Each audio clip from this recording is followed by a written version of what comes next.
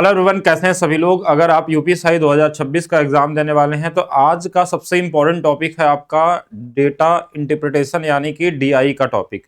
और ये सबसे आसान टॉपिक होता है पूरे मैथ्स के अंदर में, क्योंकि सबसे जल्दी और सबसे आसानी से इसी टॉपिक में आप पूरे के पूरे मार्क्स ला सकते हैं। और आज हम लोग सारे टाइप के डीआई क्वेश्चन देखेंगे, वो टेबल वाला हो या लाइन वाला हो या पाई चार्ट हो, जो आपके एग्जाम में पूछे गए हैं उनको कैसे आप सेकंडों में लगा सकते हैं। अगर एग्जाम की मैं बात करूं एक्चुअल पेपर में, तो सबसे पहले इसी क्वेश्चन को सॉल्व करना चाहिए कि सबसे आसानी से यहीं से क्वेश्चन के आंसर मिलने वाले हैं।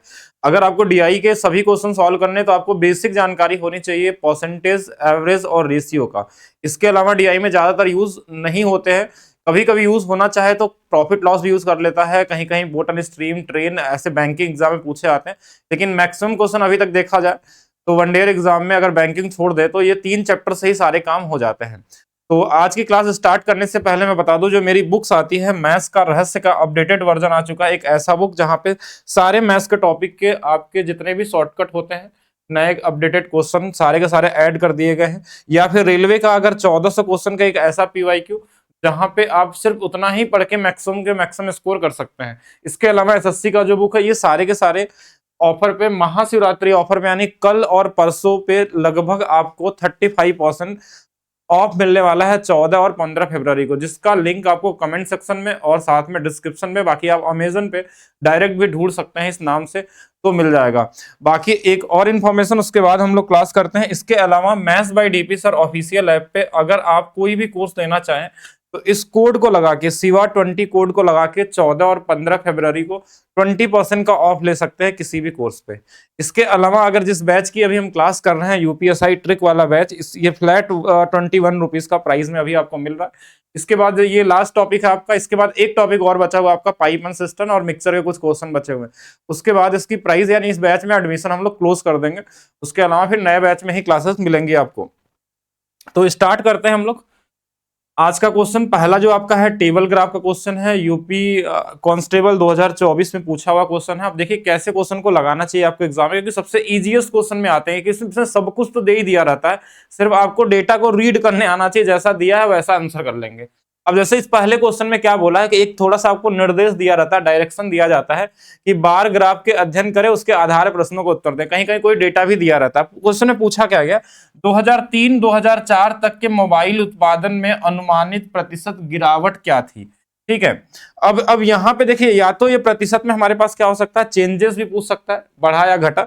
तो 3 से 4 के बारे में पूछा गया। 3 से 4 का मतलब देखिए ध्यान से कि 3 वाले में 65 रुपए था तो बाद में ये 50 हो गया, यानी 65 से 50 हो गया हमारे पास अगर दिया है क्वेश्चन में। आप इनका रेशियो चाहे तो बना लें या जैसे चाहे वैसे लिख देखिए। 5 से 13 बार में, 5 से 10 बार में कितने की कमी हो गई है, 3 की कमी हो गई। किस पे हो गई है, 13 पे।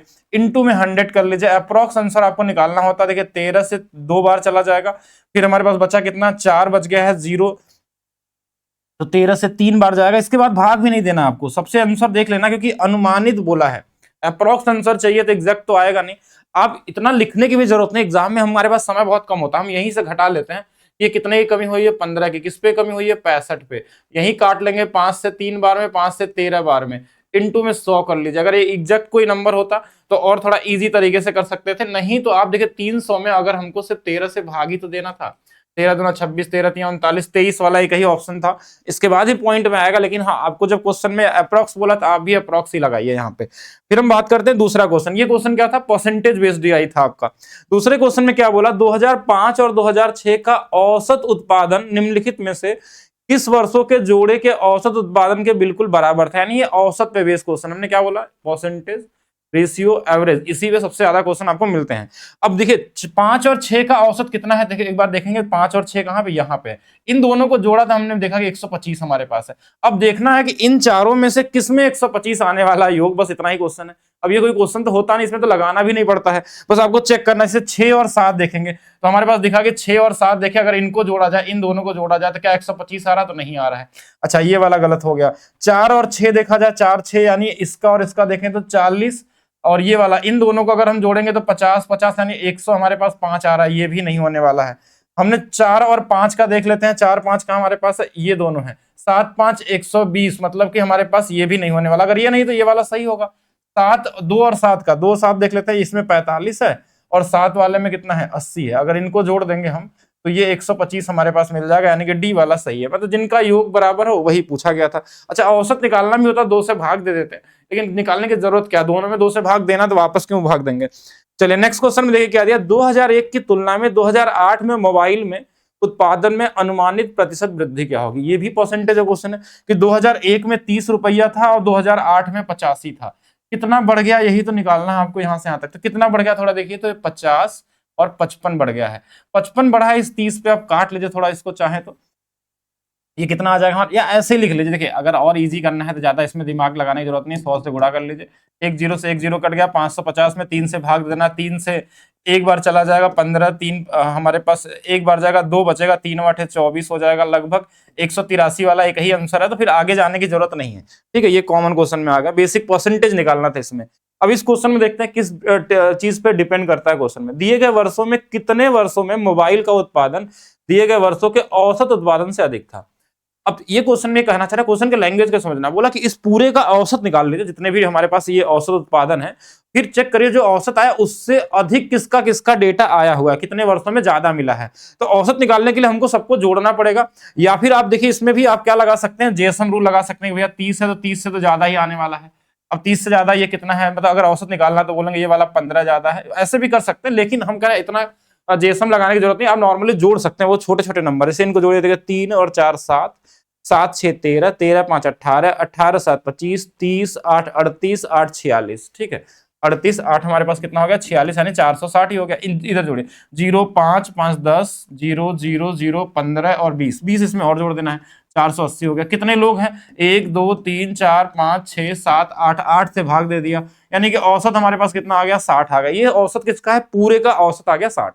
अब ये बताना कि 60 से ज्यादा कौन कौन से ईयर में था। तो देखिए 60 से ज्यादा ये 65 है, 60 ज्यादा 70 है, 80 है, 85 है। कितने, 1 2 3 4 बार ऐसा हुआ है जो उसके औसत से ज्यादा औसत पाया गया था।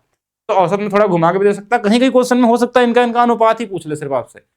तो ये बार वाले ग्राफ हैं, बस डेटा रीड करना है। यही डेटा को ये पाई में भी दिखा सकता है, इसी डेटा को आपको लाइन में दिखा सकता है, इसी डेटा को किसी भी तरीके से दिखा सकता है। ग्राफ अलग अलग होते रहेंगे और क्वेश्चन आपको लगाते जाना है। एक और क्वेश्चन देख लीजिए क्या दिया है, किस वर्ष में पिछले वर्ष की तुलना में उत्पादन प्रतिशत सबसे अधिकतम थी। अब अगर बोला पिछले वर्ष की तुलना में, तो देखिए इस वर्ष का तो आंसर हो ही नहीं सकता क्योंकि इसके पीछे वाला डेटा दिया नहीं है, तो 2001 का तो निकाल ही नहीं सकते। तो जब शुरू होगा आंसर कहां से होगा, 2002 से शुरू होगा। अब 2002 से अगर देखें तो कितना अधिक है, तो यही देखिएगा, ये बोलेंगे 15 अधिक है इस 30 पे, 15 1/2 होता है, 1/2 कितना होता है, 50%। तो हमने देखा कि इसमें हमारे पास 2002 में 50% आ गया। अब क्या सबका चेक करेंगे ऐसे ऐसे कि इसमें इसमें इसमें इसमें, मतलब सबको चेक करने में तो समय लगेगा। तो हमारे पास जब 4 ही ऑप्शन है तो इन चारों ऑप्शन का ही बस चेक करिए, सबका चेक करके, ऐसा नहीं कि पूरा चेक करने में टाइम वेस्ट कर दें फिर निकालें कौन सा सही है। तो हमारे पास पहला हमने इसलिए चेक किया क्योंकि हमको पता था कि पहले वाले में 50% आ गया। अब दूसरा हमको 2003 का देखना है, 3 वाला मतलब यहां से यहां कितना बढ़ा, तो आप बोलेंगे यहां से यहां तो 20 बढ़ा है, ये जो 20 बढ़ा है इस 45 बढ़ा है, 5 से 4 बार, 5 से 9 बार, 1/9 यानी ये 44.44 होता है। तो ये तो वैसे ही गलत हो गया क्योंकि ये इससे तो छोटा ही है। 2005 का देखना, तो बोलेंगे यहां से यहां बढ़ा था, ये 2/5 है, देखिए 0 0 तो ऐसे कट गया, 2/5 कितना होता है, 40%। तो इसका 40% ये भी गलत है क्योंकि 50 सबसे ज्यादा है। 7 का देखना, तो बस यहाँ चेक करिए, ये इससे कितना अधिक बढ़ा, तो यहाँ से ये 20 25 बढ़ा है, 25 जो बढ़ा है इस 55 में बढ़ा है, तो 5 से 5 बार, 5 से 11 बार, ये हमारे पास कितना आ गया, 45.45। 1/11 की वैल्यू होती है 9.09 और 5 से गुणा कर दिया, तो ये वाली वैल्यू हमारे पास इसमें भी 45 तो सबसे ज्यादा किसमें बढ़ा, 50 वाले में। 50 का मतलब 2002 वाले में, 2002 में सबसे ज्यादा वृद्धि हुई थी, यही पूछा गया था किसमें सबसे ज्यादा हुई, बस कंपेयर करना था। और ऐसा नहीं कि अब इसका नहीं पूछा, ऑप्शन में नहीं दिया 4 तो 4 भी निकालेंगे, 6 नहीं दिया तो 6 का भी निकालने चले जाए, तो ऐसा कुछ नहीं करना। वैसे भी इसमें वृद्धि तो है नहीं, कमी है, इसलिए शायद ऑप्शन में नहीं है, लेकिन और भी हो सकता था क्योंकि ऑप्शन में तो 8 भी हो सकता था, फिर इसका भी चेक करने की जरूरत नहीं थी आपको। चलिए नेक्स्ट देखते हैं। नेक्स्ट क्वेश्चन भी ये हमारा बाहरी ग्राफ है, एक तरीके से टेबल वाला जो आते हैं हमारे पास। अब यहां पे हमारे पास क्या हो गया कि नीचे दिए गए बार ग्राफ में 2013 के लिए विभिन्न व्यय श्रेणियों की कंपनी का कुल व्यय प्रतिशत विवरण में, मतलब ये परसेंटेज में दिया गया है, और ये कुछ डेटा है, परिवहन है, विज्ञान है, कर है, R&D है, वेतन है, ये इनके परसेंटेज दिए गए हैं। फिर क्वेश्चन में क्या बोला, यदि विज्ञापन का जो व्यय है ना 2.255 करोड़ रुपए है, तो परिवहन और कर के व्यय के बीच का अंतर, कॉमन परसेंटेज ही तो है इस क्वेश्चन में, इसमें अलग से क्या पढ़ना। देखिए ये बोला जो है ना, ये विज्ञापन का है, विज्ञापन का है तो बोलेंगे ये वाला है, मतलब 15% की जो वैल्यू है ना वो 255 लाख है। लाख है, इसको करोड़ में बदल दिया, लाख में बात एक ही चीज है। अच्छा, फिर परिवहन और कर का अंतर निकालना। परिवहन और कर कहाँ है? परिवहन और कर ये है, तो देखिए ये 10 है और ये वाला कितना है? 7.5। इनका अंतर कितना है? 2.5 है। यानी इसकी वैल्यू दिया, इसकी निकालनी, तो इसमें 6 से भाग दे दीजिए। 6 से क्यों? तो देखिए 6 से भाग देंगे, इसमें भी 6 से दे दीजिए, तो बोलेंगे 6 से गुणा में कर देना, 6 से भाग देना है। तो 6 चौके 24 और बचा 15, 6 दूना 12, 6 पचे 30, 42.5 लाख आ जाएगा। ठीक है, इतना ही करना था। अंतर पूछा, मतलब 15% की वैल्यू दिया था, 2.5% की वैल्यू निकालनी थी। अनुपात बना के निकालते तो भी आ जाता, एक ही चीज है, किसी भी तरीके से लगा सकते थे। कॉमन क्वेश्चन, किस वर्ष में विदेशी मुद्रा भंडार में पिछले वर्ष की तुलना में प्रतिशत वृद्धि अधिक है? तो ग्राफ बदल गया है क्या हमारे हिसाब से? क्योंकि इसमें ये डेटा तो अलग से दिया है मेरे हिसाब से। ओके, हाँ, ये वाला ग्राफ पिछले क्वेश्चन का आ गया इसके अंदर में। यानी यहाँ पे इसको बनाना चाहें अगर हम, तो ऐसे बना देते हैं। ये 1992-93, इसको मान लेते हैं ये 1900, ये 92 और 93 है। फिर क्या है हमारे पास? 93-94 है। ये 93 से 94 दिया हुआ है। फिर हमारे पास 94-95 है, इसको 94 और 95 मान लीजिए। फिर 95 और 98 है। फिर हमारे पास 96 और 97, इतना ही होना चाहिए। 97 है। इसकी इनकी वैल्यू दिया है, ये डेटा नहीं। इसकी वैल्यू हो जाएगी 2520, इसकी वैल्यू है 3700। थोड़ा डेटा छोटा हो गया यहाँ पे, लेकिन तो भी लिख लेते हैं 3720। और फिर 3720 नहीं, 4200 है ना ये वाला, 4210 है, 4201 है। इस वाले में 3700 हमारे पास कितना है? 20 है। फिर हमारे पास 5040 है। और फिर हमारे पास 3100 कितना है? 30 है। अब इसमें यही बोला कि मतलब ये डेटा ये दिया गया, इस ईयर में इतना उत्पादन है, इसमें इतना है, इसमें इतना है, इसमें ये ग्राफ थोड़ा सा बड़ा छोटा हो सकता है। आपसे पूछा गया किस वर्ष विदेशी मुद्रा भंडार पिछले वर्ष की तुलना में प्रतिशत सबसे अधिक है वृद्धि, तो हम ऑप्शन से चेक करेंगे, ऐसा नहीं कि सभी चेक करने जाएंगे। 93-94, 93-94 ये दूसरे नंबर पे आ रहा है, मतलब इसको चेक कर सकते हैं। तो बोलेंगे हाँ यहाँ तो बढ़ा है वृद्धि। वृद्धि है, कितने की वृद्धि है छोड़ देते हैं, जिससे वृद्धि हुई है इसमें, ठीक है, वृद्धि हुई है। फिर हमारे पास क्या आया? 94 से 95, 94-95 मतलब ये। अब ध्यान देखिए, ये वृद्धि नहीं हो रही है, कमी हो रही है। 4200 से अगर 3700 हो रहा है तो वृद्धि नहीं होगी, मतलब ये तो वैसे ही गलत हो गया। अच्छा, 92-93, 92-93 तो ये हमारे पास है शुरू वाला, इससे पहले का डेटा ही क्वेश्चन में नहीं दिया गया, मतलब ये तो CND हो गया, इसको निकलेगा ही नहीं। शुरू मैंने बताया था, इससे पहले वाला डेटा नहीं दिया तो नहीं निकलेगा। 96 और 97, 96-97 कहाँ है हमारे पास? ये वाली वैल्यू है। अब ये भी देखिए वृद्धि नहीं है, कमी है। 5000 से 3100 हो रही है तो कमी हो रही है, मतलब ये भी नहीं निकल सकता है, नहीं पहला ही आंसर सही है। परसेंटेज में पूछा जाए, क्योंकि हमने यहाँ परसेंटेज में पूछा नहीं था, सिर्फ आपसे बोला था किसमें सबसे ज्यादा अधिक है। आप चाहें तो परसेंटेज में भी निकाल सकते हैं कि लगभग ये 50% से तो ऊपर ही होगा। 50 नहीं, 25 है ना, 50 नहीं होगा, जो भी होगा लगभग ये कहीं ना कहीं ज्यादा ही है हमारे पास। और बाकी सब ऑप्शन गलत थे। फिर हमारे पास क्या आते हैं? कुछ क्वेश्चन टेबल वाले DI में आते हैं। टेबल वाले DI और ज्यादा आसान होती है, बस आपको डेटा रीड करने आना चाहिए, क्या डेटा दिया है और क्या पूछा गया है। स्कूल में जो हमारे पास है, किसी कक्षा के छात्रों का सेक्शन के बारे में दिया कि ABCD है, अलग अलग सेक्शन है। कुछ और डेटा दिया कि 2 परीक्षाओं में अनुत्तीर्ण वाले छात्र हैं, अर्धवार्षिक परीक्षा में अनुत्तीर्ण है लेकिन वार्षिक परीक्षा में उत्तीर्ण वाले हैं, अर्धवार्षिक परीक्षा में उत्तीर्ण है लेकिन वार्षिक परीक्षा में अनुत्तीर्ण है, दोनों परीक्षाओं में उत्तीर्ण वाले। ये हमारे पास डेटा दिया, कितने कितने किस सेक्शन में है। पूछा क्या, उससे डिपेंड करता है। दोनों परीक्षाओं में किस सेक्शन में उत्तीर्ण प्रतिशत सबसे अधिक है। अब ध्यान से देखेंगे, देखिए दोनों सेक्शन में उत्तीर्ण वाला ये वाला है, इसमें देखिए 64 है, इसमें 55 है, इसमें 46 है, इसमें 76 है, मतलब यही सबसे ज्यादा है।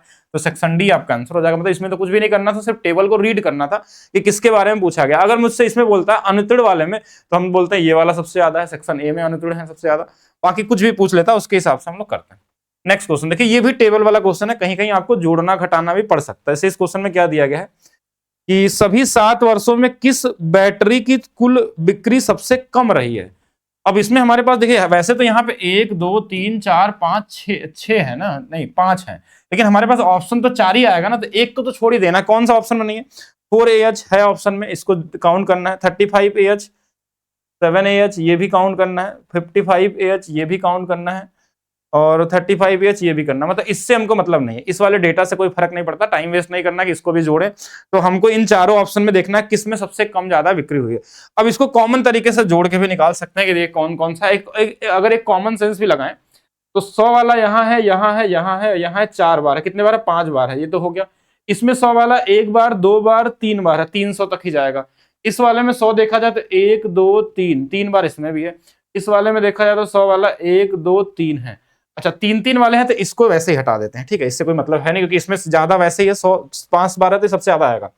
अब इन तीनों में देखिए 100 यहाँ 100 यहाँ 100 यहाँ, इसमें इसमें इसमें और ये वाला 100। अब देखेंगे 100 सबसे छोटा नंबर कहाँ पे दे रहा है, तो हमारे पास देखिए इसमें 144 114 और 26 है, तो इसको भी हटा देते हैं, इसका भी कोई मतलब नहीं बचता। और इसमें देखिए छोटे छोटे नंबर, तो इन दोनों को जोड़ लेंगे क्योंकि दोनों बड़े पास पास हैं, नजदीकी वाले हैं, तो इनको जोड़ना है तो आसानी से जोड़िए। देखिए हमारे पास क्या होगा, इन पहले 100 वाले को जोड़ लेते हैं नॉर्मली, 100 200 300 और ये 300 कितना हो जाएगा 7 हो गया। बाकी हमारे पास कितना है 8 9 17 और 7 हमारे पास 24 और 4 28 यानी कि 280 हो गया। बच्चा कितना हमारे पास इधर से, ये हमारे पास 4 और 5 5 10 14 और आ गया, तो ये हमारे पास लगभग वैल्यू आ जाएगी 3 7 4 11 आ गया, 8 1 9 1 10 आ गया और हमारे पास 3 2 5 1 601 इसमें है। और इनको जोड़ना चाहें देखिए हमारे पास कितना आ जाएगा, तो वो 300 और 300 325 ये वाली वैल्यू आ गई। बाकी इनको जोड़ लेते हैं, 9 9 18 27 और 7 हमारे पास 34 आ गया, तो 340 तो ये बन गया। 5 और 6 11 और 11 और इसमें जोड़ लेते हैं यानी कि 351 इसमें और जोड़ लें। देखिए वैसे ही ज्यादा हो गया, ये वैसे दिख रहा है हमको 5 2 7 6, तो यही वाला 601 है, यहाँ 676 है, तो हमारे पास कौन सा वाला सबसे कम है, ये वाला वैल्यू है, यानी कौन सा आंसर होगा, बी वाला आंसर यहाँ पे क्या होगा, राइट होगा। कहीं ना कहीं कैलकुलेटिव तो है, अब जोड़ने में जितना जल्दी जो कर सकता है वो कर लेगा। अब जो आप चाहे तो इन चारों को सबको पूरा प्रॉपर तरीके से जोड़ के भी देख सकते हैं, कौन आती, क्योंकि इसमें कोई क्वेश्चन तो था ही नहीं ना कोई लॉजिक था। अब इसमें आप कितना आसानी से इनको इमेजिन करके देख सकते हैं, कौन बड़ा कौन छोटा हो सकता है, किसको एलिमिनेट कर सकते हैं, वो आपके टैलेंट के ऊपर है कि कितना जल्दी तरीके से आप निकाल सकते हैं। बाकी ये क्वेश्चन देखते हैं, टेबल में बेस एक क्वेश्चन और, कि राज्य ए और बी और डी, ठीक है, पुरुषों की कुल संख्या सभी दिए गए राज्यों की कुल जनसंख्या के कितने प्रतिशत हो। तो हमारे पास पुरुष का डेटा देखिए, किसके किसके बारे में बोला, ए बी डी के बारे में, तो हम ए बी और डी का ही सोचेंगे और किसी के बारे में नहीं। इसमें पुरुष 5 हैं, इस वाले में पुरुष हमारे पास 5 है, टोटल महिला कितनी है 3 है, टोटल 8 लोगों में 5 लोग हैं, और इसमें जनसंख्या का ये 25% हिस्सा है, तो इसको देखा जाए तो 25% अगर देखा जाए तो 8 से ये लगभग 3 बार कट जाएगा, यानी 15% से थोड़ा ज्यादा आएगा। हम पूरा एग्जैक्ट नहीं निकाल रहे हैं, ठीक है, ये 3 से थोड़ा ज्यादा जाएगा लेकिन हमने 15 मान लिया। इस वाले में देखें तो देखेंगे पुरुष कितने हैं 3 है, और टोटल कितने हैं 4 हैं, और टोटल इसमें कितने परसेंट है 20% में, इस 20% में देखा जाए तो 4 से 5 बार ये एग्जैक्ट 15% आ गया। इस वाले में पुरुष कितने हैं तो 3 लोग हैं, इसमें कितने हैं टोटल 8 है, इसमें कितना परसेंट है 12% का। इस 12% का हम देखें तो ये 4 से 3 बार 4 से 2 बार यानी 9/4.5 के आसपास, 15 15 30 और 4 ये 34.5% तो आ ही गया। इसमें हमने थोड़ा कम जोड़ा था, इसमें थोड़ा और ज्यादा आएगा, यानी इससे तो बड़ा आंसर आएगा, तो ये आंसर सभी गलत होगा और इसका वैल्यू हमारे पास क्या होगा, सही होगा। एक तो ये, अब इसमें ऐसा मत करिए कि आप पहले टोटल जनसंख्या देखिए राज्य का, फिर उसका 20% निकालिए, 20% निकाल के उसमें 5 और 3 के अनुपात में बांटिए कितने लोग हैं, तो उतना करने जाएंगे तो टाइम वेस्ट हो जाएगा। आपको सिर्फ यहीं से देखना कि पुरुष 5 हैं, 5 हमारे पास क्या होंगे 5/8 है, लेकिन ये 5/8 किसके हैं, इस 25% के 5/8 है। अब इसमें अब ये भी है, लोग 2 हैं शिक्षित अशिक्षित, तो छोड़ ही दीजिए अभी कौन होगा। ये 25 का जो है ना 5/8 है, तो हमने सिर्फ 25 का निकाल दिया 5/8, और यहां से कर सकते हैं आप इजी तरीके से। चलिए नेक्स्ट देखते हैं हम लोग। नेक्स्ट क्वेश्चन हमारे पास क्या आता है कि पाई चार्ट वाले क्वेश्चन आते हैं। पाई चार्ट सबसे आसान वाला क्वेश्चन में काउंट होते हैं।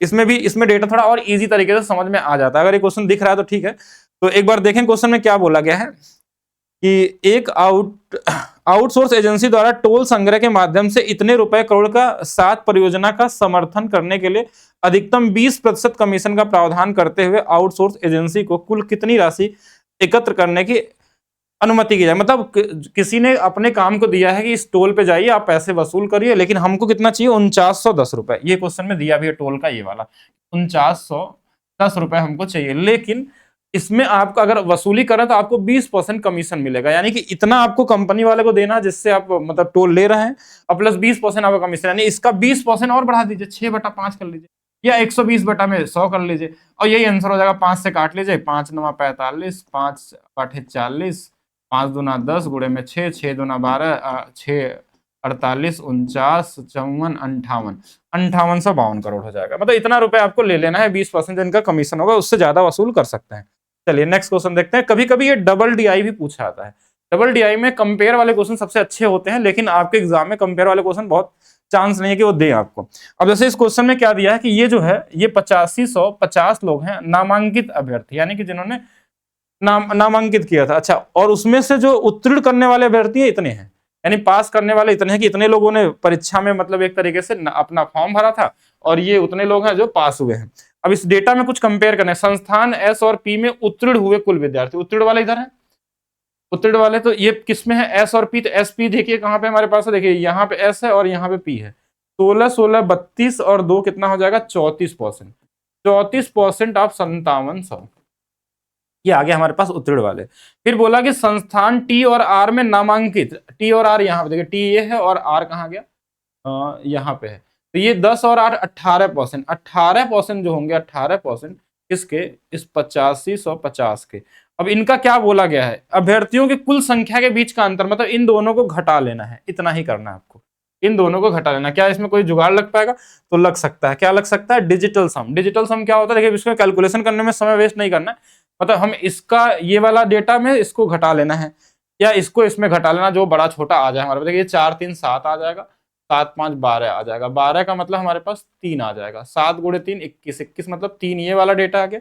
इनको देखिए ये 9 है तो 9 से गुणा करेंगे तो ये पूरा 9 ही बना देगा इसको। तो यहाँ 9, 9 में से 3 हमारे पास चला जाएगा तो हमारे पास 6 बन जाएगा। एक बार सही से देखते हैं हम लोग। अब इसमें ये चेक करना होगा ना कि ये वाला बड़ा आएगा कि ये वाला छोटा आएगा। 18% लगभग मैं देख कर लेता हूँ, 8 8 8 8 दूना 16, इसमें 30% 570, तो ये वाला बड़ा होगा। मतलब हमको इसमें से घटाना इसको, तो इस 3 को थोड़ा बड़ा माने घटाना होगा। जैसे मान लीजिए 3 में हमारे पास 13 नहीं बना सकते, 3 में से -6 आ जाएगा। और ऐसे भी कर लेते हैं, देखिए 3 में से अगर मैं 9 को घटाऊंगा तो ये -6 आएगा, और -6 को अगर पॉजिटिव बनाना होगा तो हमारे पास क्या चाहिए, 3 चाहिए। हमने देखिए कौन सा बड़ा नंबर है उसमें से, यानी कि डिजिटल सम 3 आना चाहिए। तो इसमें 3 नहीं आएगा, इसमें 3 नहीं आएगा, यहाँ पे 3 आ रहा है, यहाँ पे आ गया। अब मामला यहाँ फंस गया कि 2 ऑप्शन ऐसे मिल गए जिसमें 3 डिजिटल सम आ रहा है, या तो ये सही या तो ये सही। अब दोनों ऑप्शन में सेम आ गया, इसलिए अब तो फिर क्या करना होगा, या यूनिट डिजिट का सहारा लेना पड़ेगा। क्यों यूनिट डिजिट ले सकते हैं, क्योंकि बहुत आसानी से चेक कर सकते हैं। ये परसेंटेज इससे कट जाने वाला है, ये परसेंटेज यहाँ से ये कट जाएगा, 1 पॉइंट लगा देगा। अब देखिए यूनिट डिजिट में क्या आएगा, देखिए यहाँ पता चल जाएगा। ये हमारे पास 7 चौक 28, लास्ट में 8 आने वाला है।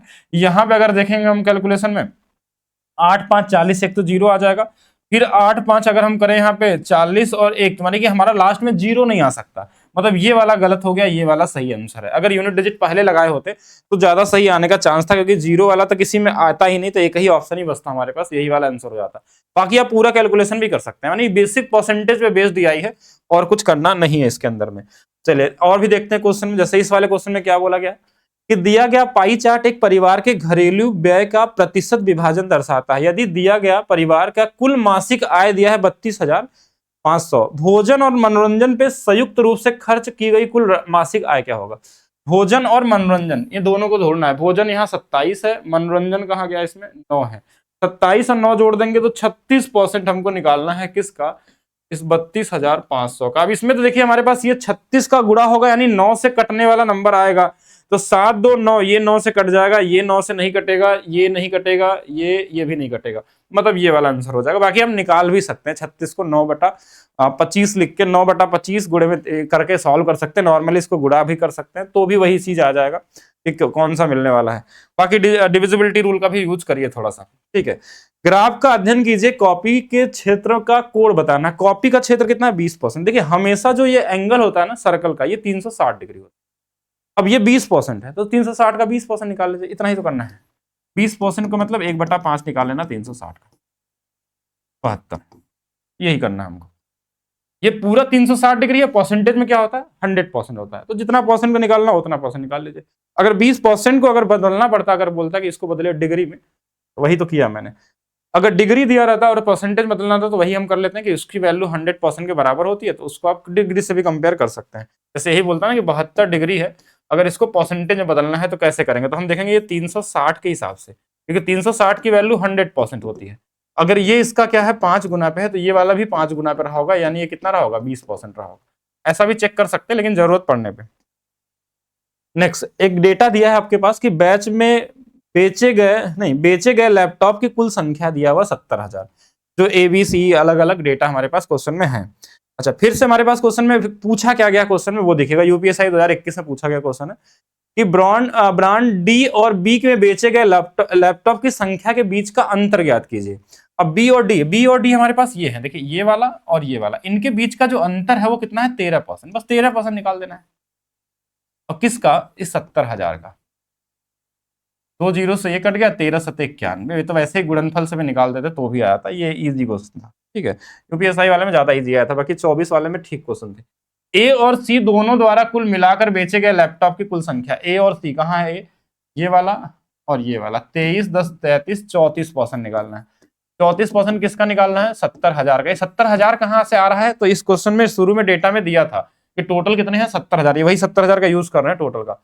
अब यहाँ पे आप चाहे तो 7 से कटने वाला नंबर ढूंढ लीजिए, या फिर सीधा यूनिट दीजिएगा, ये इससे कट ही गया है, लास्ट में 2 जीरो आएगा, 7 चौक 28, यानी 8 वाला आंसर कौन सा आएगा? ये वाला आ जाएगा। तो ये हो गया, बेसिक कैलकुलेशन पे आधारित है। फिर एक क्वेश्चन में और डेटा दिया है कि निम्नलिखित रेखा ग्राफ, यहाँ पे हमारे पास क्या लाइन ग्राफ है, 2001 से 2007 की अवधि के दौरान किसी कंपनी द्वारा आयात की मात्रा और उस कंपनी के निर्यात के मात्रा का अनुपात दिखाया गया है। मतलब ये बोला गया कि आयात है और निर्यात है, इन दोनों का अनुपात हमारे पास दिया है क्वेश्चन में, ठीक है। ये दोनों का आयात और निर्यात, आयात ऊपर नीचे निर्यात, ऐसा समझेंगे, ठीक है। इनके क्वेश्चन में पहले क्या बोला? आयात की मात्रा और उस कंपनी के निर्यात की मात्रा का अनुपात। तो चलिए ग्राफ से देखेंगे।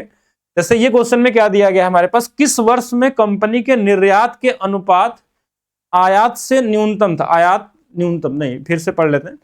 किस वर्ष में कंपनी का निर्यात के अनुपात में आयात न्यूनतम था? आयात पूछा गया है, ठीक है। तो जो ये अनुपात दिया ना, इसको पहले आपको अनुपात को क्लियर लिख लेना है। जैसे कैसे लिखना? जैसे ये 0.6 दिया ना, इसको ये अनुपात ही होता पॉइंट में नंबर, यानी ये जो वैल्यू है ना, इसको 6/10 लिख सकते हैं, इसको 8/10 लिख सकते हैं, सबको फ्रैक्शन बदल लीजिए, 3/10 लिख सकते हैं, इसको 12/10 लिख सकते हैं, इसको 15/10 लिख सकते हैं, इसको 9/10 लिख सकते हैं, इसको 16/10 लिख सकते हैं। अब इसमें हमने क्या बताया था? देखिए थोड़ा देर पहले कि ये अनुपात जो दिया है ना, ये हमको क्या दिया? ऊपर में आयात, नीचे में निर्यात, ठीक है। अब हमसे यही बोला गया ना, किस वर्ष कंपनी में निर्यात का अनुपात में आयात न्यूनतम है। तो आयात न्यूनतम देखिए, यहाँ न्यूनतम है, यहाँ न्यूनतम है, यहाँ न्यूनतम है, और यहाँ पे थोड़ा ज्यादा आ गया है, यहाँ पे ज्यादा है, यहाँ कम है, यहाँ ज्यादा है। अब देखिए न्यूनतम बोला गया था, इस ऑप्शन से ही ढूंढना, हमने सबका निकाल दिया, लेकिन हमको क्या चाहिए सबसे? तो 2002 से शुरू करते हैं। 2002 में देखें तो न्यूनतम है, देखिए 8 क्या है ऊपर में? कम है, 10 नीचे है, तो आयात न्यूनतम है यहाँ वाले में। अच्छा 2003 में देखेंगे तो यहाँ भी न्यूनतम है। अच्छा न्यूनतम ही दिया गया क्या इसमें? उल्टा ही क्या पूछा गया इसमें? 2004 में अधिक है, 2005 में भी अधिक है, और 3/10 है, तो ये भी है। तो 2 बार न्यूनतम देने का मतलब क्या बनता है? In which year was the import to export ratio of company is lower? Import to export, कोई लैंग्वेज तो गलत नहीं पढ़ लिया हम लोगों ने। किस वर्ष में कंपनी के निर्यात के अनुपात में आयात न्यूनतम था? तो मेरे हिसाब से तो दोनों ही सही मिल रहा है। चलिए यहाँ लिख भी लेते हैं, 3 और 5 का अनुपात है, 3:5 में, तो हम लिख लेते हैं आयात और एक तरफ निर्यात। तो 3 अगर हमारे पास आयात है तो निर्यात 5 है, ठीक है। तो आयात न्यूनतम है यहाँ पे।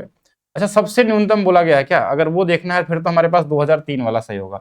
हाँ ठीक है, अगर इसमें अगर सबसे कम की बात होगी तब की मैं बात कर रहा हूँ। कंपेयर भी करना चाहिए, इसको भी कर सकते हैं, इसको भी काट लेंगे हमारे पास यहाँ से। तो ये वाली वैल्यू हमारे पास कितनी हो जाएगी? 4 और 5 हो जाएगी यहाँ पे। इस वाले में 3 और 10 हो जाएगी हमारे पास। दूसरे वाले में आगे जाने की जरूरत नहीं थी। इसमें हमने देखा कि आयात न्यूनतम यहाँ भी और यहाँ भी है, लेकिन इस वाले में 5 में 3 था, इसमें 10 में 3 है। तो अगर इसके परसेंटेज के हिसाब से भी देखेंगे, अगर ध्यान समझेगा, परसेंटेज में भी देखें तो यहाँ 60% है और यहाँ 30%। तो इसको ना करके इसको कर लेंगे, ठीक है। सबसे छोटा है, इसके कंपेयर में करना था, क्योंकि इसके कंपेयर में करेंगे तो सबसे छोटा तो यही आएगा। हमने क्या किया, सबका कंपेयर में देखने लगा कि इसमें भी 6 है, तो कम तो यहाँ भी हो सकता है, कम और भी जगह है, लेकिन परसेंटेज में सबसे कम की बात करेंगे तो सबसे कम यहाँ पे आ रहा 30%, ठीक है। परसेंटेज में भी करते तो वही सेम आता, और रेशियो में करते तो भी वही सेम ही आता। दिए गए वर्षों में से कितने वर्षों में निर्यात आयात से अधिक है? इस बार ये बोला कितने वर्षों में निर्यात आयात से अधिक है। चलिए फिर से लिखते हैं, ऐसे लिखते हैं, ज्यादा इजी रहेगा। सबको 100 में कंपेयर कर लेते हैं। तो यहाँ पे ये 60 6/10 कर लेते हैं। तो यहाँ पे देखा आयात ये अधिक है, क्या अधिक है? निर्यात अधिक है, ठीक है, पहला देखा। इस वाले में को भी अगर 8/10 करेंगे तो बोलेंगे हाँ यहाँ भी अधिक दिख रहा है हमको। ये 3/10 करेंगे तो देखिए आयात तो छोटा है, इसमें भी क्या हमारे पास अधिक है, निर्यात अधिक है। निर्यात बोला था, निर्यात आयात से अधिक होनी चाहिए। जैसे इसमें हमने 12/10 किया तो ये वाला तो गलत है। यहाँ 15/10 किया तो बोलेंगे ये वाला भी गलत है, क्योंकि देखिए इसमें नीचे वाली वैल्यू छोटी हो गई ऊपर वाले से। यहाँ पे फिर से सही होगा कि हाँ ये वाला सही है, कि ऊपर में जो हमारे पास है ये क्या है, हमारे पास आयात है, नीचे वाला निर्यात है, तो ये वाला अधिक है, तो ये प्लस का साइन। ये वाला देखिए यहाँ पे नीचे वाला छोटा हो गया तो ये गलत है। एक सही का निशान है, 2 बार है, 3 बार है, 4 बार, मतलब 4 बार ऐसा होगा जहां पे हमारे पास निर्यात जो है आयात से अधिक है, बाकी जो बचे होंगे वहां पे वो कम होगा। ठीक है, और क्या क्वेश्चन में दिया, यदि 2002 में कंपनी का आयात 260 करोड़ था, 2002 में, 2002 का रेशियो अगर देखें ध्यान से, यहाँ पे 2002 में ये 8/10 है, 8/10, इसको चाहे थोड़ा सा छोटा बना लीजिए, 4/5 भी कर सकते हैं। ऊपर वाला आयात है और नीचे वाला क्या है, निर्यात है। तो ये जो आयात दिया ना ये 260 दिया हुआ है। थोड़ा इसको काट के देखें, 4 छंग 24 और 4 पचे 20, तो इसको भी हम 65 से गुणा कर लेते हैं, ये निर्यात निकल जाएगा यहाँ से इसका। ये आयात को ए मान लेते हैं, निर्यात को एन मान लेते हैं, तो ये 5 छक 30, 5 पचे 25, 325 करोड़ हो जाएगा। सही तो किया ना, 5 पचे 25, 5 छक 30 और 2 32। ठीक है, यहां तक हमारे पास आ गया। अच्छा, क्वेश्चन में क्या बोला कि 2002 में कंपनी का निर्यात क्या। अच्छा, यही तो आंसर हो गया, मतलब कुछ करना ही नहीं था इसमें तो मुझे लगा कुछ और भी पूछा होगा, थोड़ा टेढ़ा मेढ़ा घुमा के किसी और साल से कंपेयर करना होगा, तो यहाँ कुछ भी नहीं था। ठीक है, चलिए नेक्स्ट, इसको तो डायरेक्ट कर सकते थे। 2003 से 2004 तक आयात में कितने प्रतिशत की वृद्धि हुई। 2003 से 2004 तक, 2003 से 4 तक, देखिए यहाँ पे और यहाँ पे, तो 2003 में देखा जाए तो हमारे पास ये 3/10 है, और 2004 में देखा जाए तो ये 12/10 है। तो हमको आयात में वृद्धि बोला गया, आयात ऊपर वाला है, देखिए ये कितना बढ़ा, ये तो दोनों में सेम है, इससे कोई मतलब है नहीं। ये बढ़ा कितना, तो बोलेंगे 9 बढ़ा है, 9 बढ़ा है 3 पे, तो ये इंटू में 100 कर लीजिए, यानी ये बढ़ गया कितना, 300% बढ़ गया। तो आंसर क्या हो जाएगा, इनमें से कोई नहीं हो जाएगा। ठीक है, ये भी इजी था। नेक्स्ट क्वेश्चन हमारे पास क्या है, यदि 2004 में आयात 240 करोड़ है, तो एक बार 2004 देखिए, 2004 यहाँ पे है, इसको हम क्या लिख सकते हैं, 12/10, या इसको 6/5। 6 की वैल्यू 224 दिया है 40 गुना पे, तो इसमें भी 40 को गुणा कर देंगे, 4 पचे 20, 200 करोड़ हो जाएगा। निर्यात 200 था, आयात 240 था। अब पूछा क्या गया, वर्ष 2004 और 5 में मिलाकर कुल निर्यात 500 करोड़ था, यानी कि जो 4 और 5 मिला के 500 करोड़ था। 2005 में आयात कितना था, 2005 में देखिए कितना दिया, ये वाला 15 है, यानी कि उसको हम लिख सकते हैं 15/10। छोटा करना चाहे तो कर सकते हैं 5 से 3 बार, 5 से 2 बार। ठीक है, अब क्वेश्चन में ये जो इसका दिया था, क्वेश्चन में क्या बोला था, 2000 आयात पूछा था, तो ये लेकिन एक चीज दिया था कि 4 और 5 में मिलाकर 500 करोड़ था क्या, निर्यात। यहाँ पे जो निर्यात है वो 200 करोड़ क्या है, 2004 में है। तो अगर 200 है और टोटल 500 है, इसका मतलब ये वाला कितना रहा होगा, 300 रहा होगा। बोलेंगे 300 कहां से आ गया, ये 300 कैसे हमने लिख दिया। तो ये क्वेश्चन में बोला गया कि देखिए वर्ष 2004 और 5 मिलाकर जो निर्यात है 500 है, जिसमें 2004 में 200 करोड़ है, तो बचा हुआ 300 करोड़ किसमें रहा होगा, 2005 में। तो ये 150 गुना पे है, तो 150 गुना कर लेंगे तो ये 450 आ जाएगा। 450 क्या होगा, आयात होगा किसका, 2005 वाले में। तो ये आंसर हो जाएगा आपका। ठीक है, और चलते हैं, देख लेते हैं क्वेश्चन, और क्वेश्चन नहीं है आपके पास।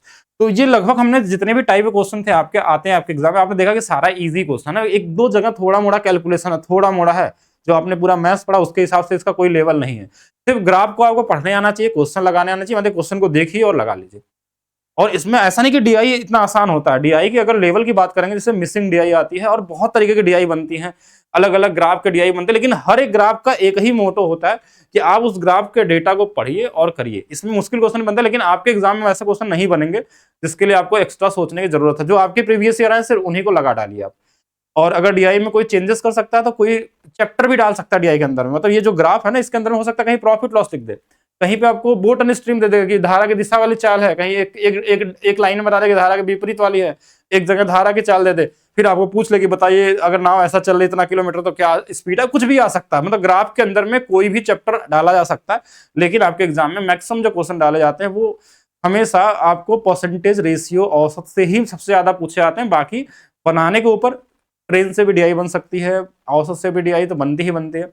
आप परसेंटेज से डीआई बनी रही है, लेकिन और भी तरीके से हो सकता है। हम चाहे तो इलेक्शन में भी डीआई बना दें, हम चाहे तो पॉपुलेशन पे डीआई बना दें, हम चाहे तो उसमें अलग से एडवांस मैथ्स का डीआई, अलजेब्रा और ट्रिग्नोमेट्री का भी डीआई बना सकते हैं। मेंसुरेशन का डीआई बना सकते हैं कि एक ग्राफ में हमने गोला रखा, एक में अलग रखा, शंकु रखा, उनका मिक्स करके क्वेश्चन बनाया जा सकता है। तो डीआई का कोई चैप्टर नहीं है, बस ये है कि एक ग्राफ से क्वेश्चन को पढ़ के आपको सॉल्व करना है, जिसमें सबसे आसान टॉपिक होता है और आपके एग्जाम में इजी कैलकुलेशन वाले आते हैं। प्रीवियस ईयर सारे ही चेक कर लीजिएगा, ये मैंने क्वेश्चन कुछ करा भी दिया आपको, बाकी आप कोई भी क्वेश्चन लगा लीजिएगा।